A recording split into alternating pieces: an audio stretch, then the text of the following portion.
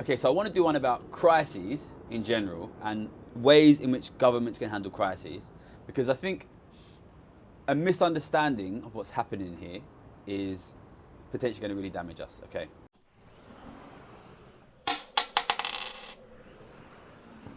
So I'm going to use some of the information which we've taught in previous videos, right? First, from what is wealth, the knowledge that there's a huge amount of wealth in society, for example, all of these buildings around us, but it's very unequally owned.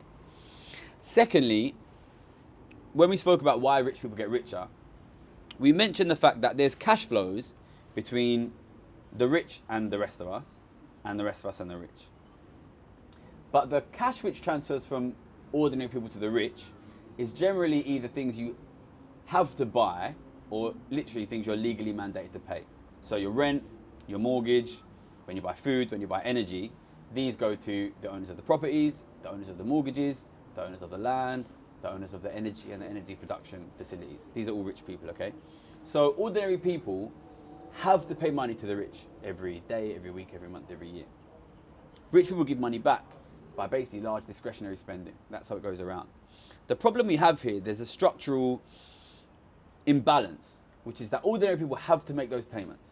And rich people, they can stop, spending a ton of money whenever they want, right? This is just the money they spend to live a life of luxury, and they don't have to spend that, right?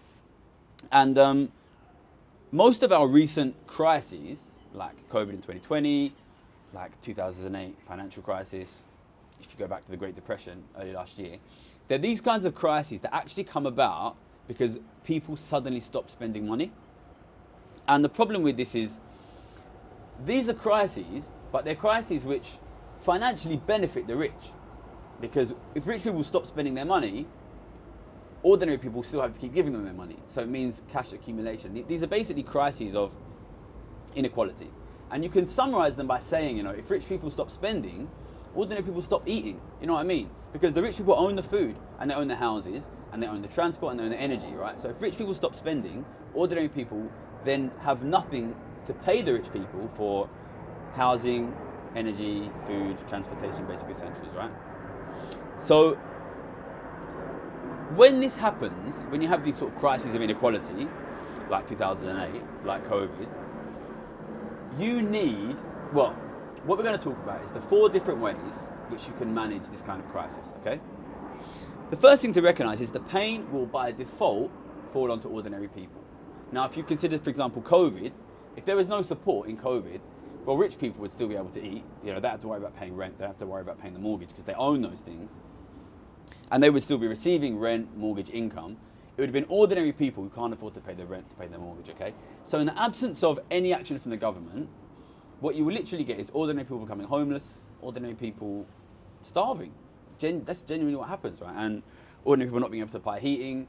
And we're starting to see these kinds of things happening now, right? Which is the pain naturally falls on ordinary people, and of course the poorest hurt the most. So number one is basically ordinary people suffer. They starve, they become homeless. That's number one way to deal with the crisis, a crisis of inequality. Number 2 is you tax people. And when you tax people, there's a question of who do you tax, okay? One thing you can do is you tax the middle class. And if you tax the middle class, then you can keep ordinary people in their homes and you can keep food getting to ordinary people, but you squeeze the middle class and you make life harder and harder for your middle class. People who are not poor, but they don't have too much, you know what I mean? That's one option. The third option, and the option which I'm continually advocating for, is you tax the rich. You tax the rich. I mean, during crises of inequality, rich people tend to get much, much, much richer. 2008 showed that. COVID showed that. I think when you have a crisis of inequality where rich people, when you have a crisis where rich people are getting richer, the obviously correct thing to do is to tax rich people. The problem with this is rich people are very powerful. They own newspapers, they own think tanks, they have a lot of influence. Our chancellor is a member of a billionaire family. They fund the main political parties, and they're going to push back against this, right? So you have 3 options. Number 1 is you literally let ordinary and poor people starve, okay? I think we would all agree this is something we'd rather not do, but it's worth pointing out that it's something we are doing right now, okay? Number 2 is you tax the middle class. That's probably better than letting poor people starve, but increasingly the middle class being squeezed and squeezed and squeezed. And what you're seeing now is it's not just the poor who are suffering. A lot of people in the middle are really getting hurt as well. And this again is something we are doing, because national insurance, which is largely a tax on the middle class, has been raised, okay? So the government is allowing poor people to starve to an extent, and it is taxing middle class people. Hasn't raised taxes at all on the rich, okay? These are the three main ways you deal with it. You let people suffer, you tax the middle class, you tax the rich. There's one other way, right, which is you print money. And this is something which has been used massively, massively, massively in this crisis, the printing of money, okay? And printing of money seems like a really attractive option, right? When you look at those other three options, right? Letting people starve, very unattractive. Taxing the middle class who are already struggling, very unattractive. And not popular politically, because this is a lot of people. Taxing the rich, well, this is like literally the rich, it seems, effectively own the government and the newspaper. So this is exactly what they don't want to do. And then you have this other thing, well, let's just print money, we don't need to tax anybody. Fantastic, right? And this is actually the number one thing which you've chosen in this crisis is the printing of money. And the point I want to really make here is when you use printing money as your option, somebody loses. Like, money is not like resources. If you make more resources and you give them to one group, they're richer, everyone else is fine. But money is, by its nature, a relative resource, you know? Because money is something you use to buy real resources.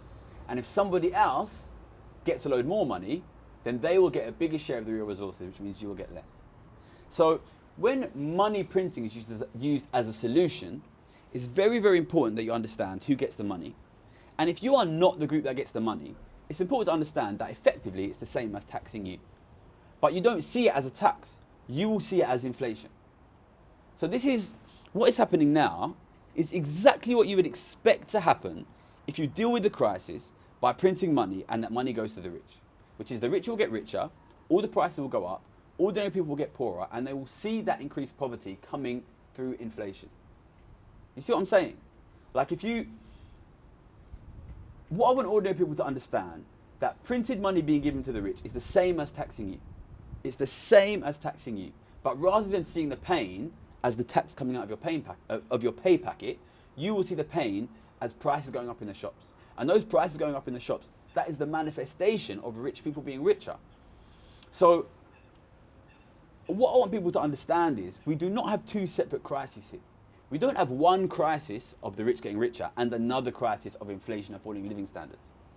The inflation and falling living standards is the rich getting richer, because the rich are getting richer by printed money. And when the rich get richer by printed money, you get hurt by inflation.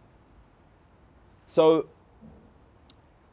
to summarize, when there is a crisis of inequality, which the way to identify crises of inequalities are the rich getting richer, you know. If there's an earthquake, the rich don't get richer, you know what I mean? But in COVID and in 2008, the rich got richer, which is a good sign. If the poor are getting poorer and the rich are getting richer, it's a good sign that it's a crisis of inequality, right? When you see that happening, there are four ways to deal with it. One, you do nothing, which is literally letting people become homeless, letting people starve. Two, you tax the middle class, which, by the way, is not what I'm advocating for. Three, you tax the rich, which 100% is what I'm advocating for. Or four, you print money. And it's important to realise that if the printing money option is the option chosen, you need to know, am I the group that got the money or the group that didn't? And in this country, you know, unless you're in the top 10%, you are in the group that didn't get the money. The rich got the money. It was a huge amount of money that is equivalent to taxing you, and you will see that pain by inflation. So the pain you are suffering now, if you are an ordinary person or a poorer person in this country, is a manifestation of the government choosing, rather than to tax the rich, to print money and allow the rich to get richer. And that pain is inevitable unless we take that third option, which I think we should all agree is the right option, but for some reason our billionaire chancellor and his multi-millionaire mates don't want to choose. If we don't take that third option, this pain doesn't get better. That's the key. So it's supposed to be an educational video explaining crisis of inequality, explaining that printing money will make the rich richer and will make you poorer, and that the inflation is not separate from the increase in inequality. It is caused by the increase in inequality. And the only way to get through a crisis like this without making living standards worse for ordinary people is to tax the rich. Thank you for coming to my TED Talk. Yeah? We're good, yeah? So it's intentionally designed, national insurance, so that very rich people pay a very low percent. There is one other thing they can do with that massive amount of income. They can buy your mum's house.